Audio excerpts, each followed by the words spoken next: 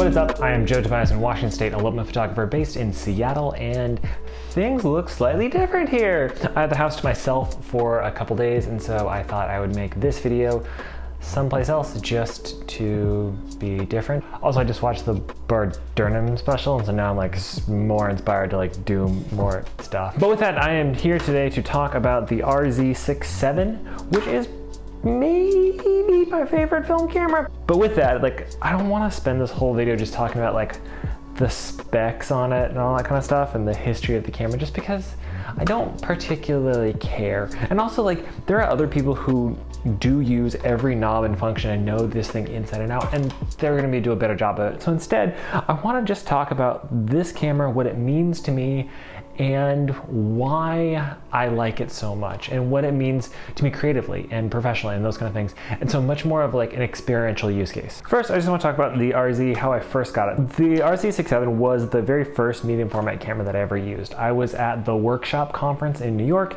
and was doing a class on fashion photography, I think, and the people who were working there, it was sponsored by Kodak and Indie Film Lab, and Indie Film Lab had bought a bunch of cameras to play with, to try, those kind of things. And so I'd never done this and just kind of was chatting, so they were like, here, take this, try it. And it blew my mind. Like, I had never used something quite like this. To look through the ground glass, to try to focus, to get used to it, was just such a mind-shifting understanding of how to make photos. And as that really coincided right with kind of my falling back in love with film. And so once I finished that workshop, came home and set up some Craigslist notifications, and within a couple months I picked this thing up. It had other lenses on it, but so I later picked up the 110 here. So it's become a mainstay of my creative work. I mean, I've probably put 100 plus rolls of film through this thing since I bought it. I've taken it to Ecuador, I've taken it to Mexico City, obviously all across the United States, up and down the West Coast. I absolutely love what this camera can do, and it just has become such an important piece of my creative process. And I think the most important thing that just starts off as why is this so important is that it is such a powerful, versatile camera. It is big, you can shoot vertical, you can shoot horizontal. So it's just become a mainstay of what I do, and that so much of my work is done through this camera. It has become a part of me in that I don't have to think when I'm using it.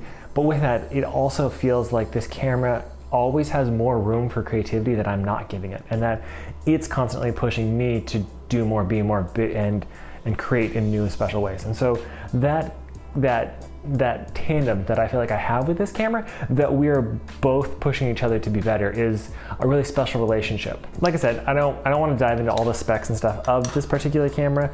I'm just gonna take off this strap real fast just because it's kind of annoying while I'm recording this video.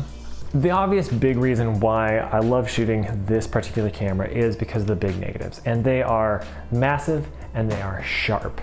If you've ever shot with one or shot with 6x7 medium format, you've seen this too, but there's so much there, there's so much detail, there's so much depth. It's just mind-blowing. And especially as I do most of my scanning on a Epson flatbed scanner, having these massive medium format images really do come out, whereas like it's work to get them out of a 35, but the larger images really just shine on that Epson. And so it's one of the reasons that it feels like it's almost a lower entry to get in with something like this if you're going to be flatbed scanning, just because it's going to work right away and you're going to have that thing that's closer to what you want it to, or what the film can be. It doesn't take as much work to make it look right. While using this camera, there are three things about it that I found myself really wanting, that I really love using it for. The first being, I love the waist level viewfinder. And that's not to say that, like, it's tricky and stuff, and it's opposite of what you're used to going, so like left is right and right is left. You learn that really quickly. But what I've found the most that the waist level viewfinder does for me is because a normal camera is always up in my eye, and so it's at my eye level. And this, because it has to be down there, is constantly pushing me to try and see the world from a different perspective. And so every time I grab this camera, I'm instantly looking at the world from a different angle, and I just see it differently. Recently I was on the coast doing an elopement shoot, which you might have watched that video, but for this one photo, I've been taking it with my digital and camera at my eye, and they were okay. And then it was when I grabbed this and I looked down here, that's when a completely different perspective hit me. And I saw that I could make the couple stand out above the horizon in a way that looked so much better. So then I grabbed my digital and I knelt down and took it from that same angle that I've been holding at. But by having this camera that forces me to see it from a different angle, I'm always being just unintentionally shown what something else could look like. Now, every once in a while I look at that, I'm like, oh, I'm shooting strap or nose, or like I can't for various reasons, or I need to see over a fence, and you have to do all kinds of, including like, trying to focus up over the top of stuff like that, which is hard. But it also is just really fun because it's constantly pushing me to do things differently. The second major reason why I like this particular camera itself and what it can do is the ease of double exposures, which have become a really big part of my creative process.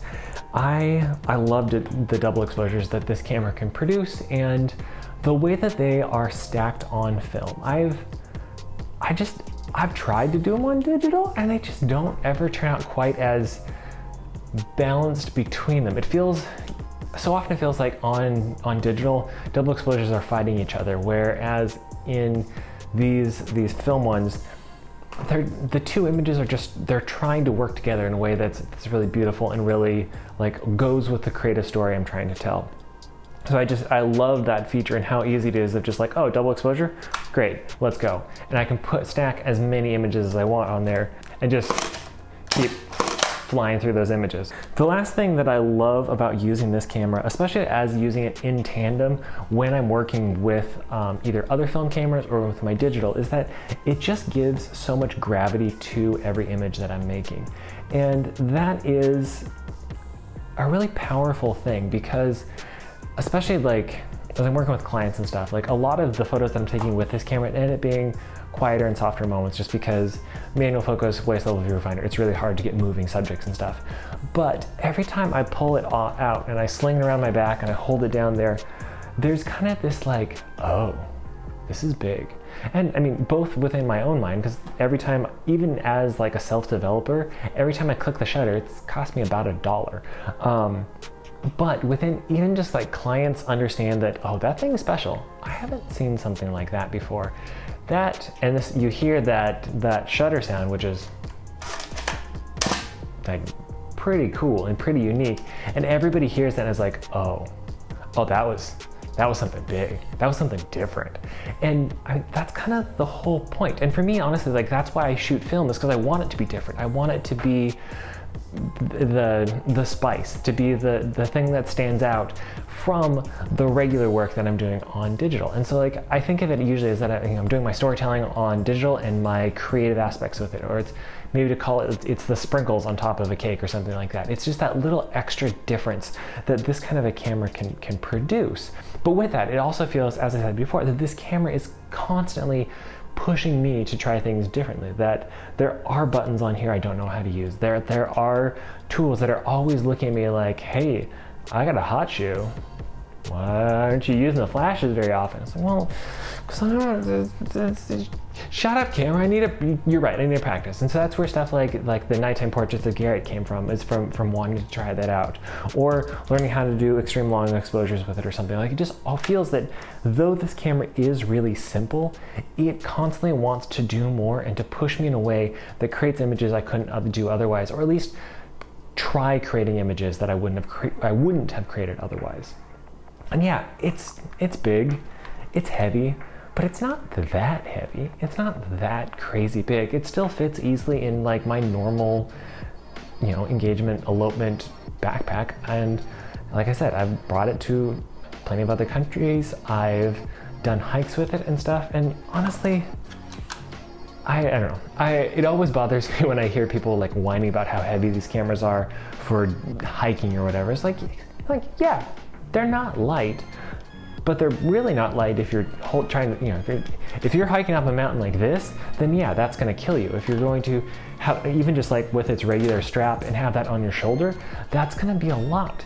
But put it away, wrap it in your backpack, pack a backpack correctly, look at how to like have it be balanced right up against your back, and you're not really gonna notice it. But